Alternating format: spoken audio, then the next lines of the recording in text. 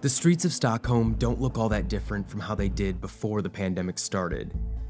As countries around the world are trying to flatten the curve through lockdowns, Sweden has gone in the opposite direction, avoiding drastic restrictions on public life. Social distancing is recommended, but with schools and businesses still open, the government is reporting thousands more coronavirus cases and more deaths than neighboring countries. We trust the system in a way that I think more other countries maybe don't as strongly, so maybe that also plays a part in why Sweden doesn't feel that it's necessary to put such forceful measures at this point until the case worsens. Sweden is prioritizing herd immunity, a strategy that was considered by other countries but abandoned because it would overload healthcare systems. Man ska inte gå till jobbet när man är sjuk, och man ska absolut inte nu av flera olika skäl besöka sina äldre anhöriga.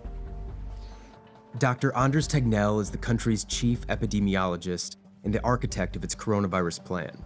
I think all countries, all epidemiologists you talk to will agree that herd immunity is the one thing that will eventually slow down the spread of this virus. Nothing else will slow it down in the long term. Either you reach it by people getting infected and getting well again, or you reach it by vaccinating people, and the vaccine is so far off. Most countries are trying to do the same thing. We're all trying to slow down this epidemic as much as possible, so our healthcare and social welfare and the whole system keeps on working. We do it by slightly different methods. And that means that in Sweden we have used a lot more voluntary means than in other countries, because that's the way we usually work. But Sweden's scientific community disagrees with Tegnell's strategy.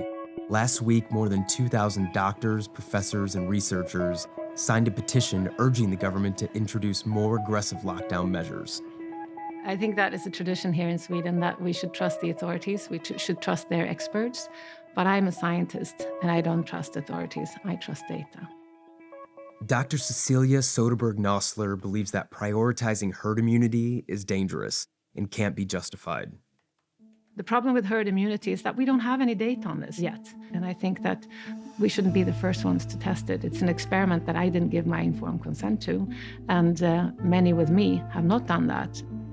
The data that we at least have access to and the development that we've seen in different countries just say that, no, this is not a path that is safe to take. Nothing is safe here because many people are going to suffer. People are already suffering. The death rate in Sweden is accelerating faster than other Scandinavian countries. And even with efforts to keep businesses open, the economy is still predicted to shrink by up to 8% this year.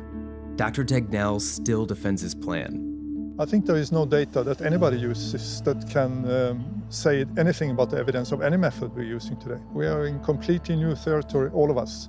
So we're actually following the development, and we are looking at how well this social distancing works, and so far it seems to work reasonably well.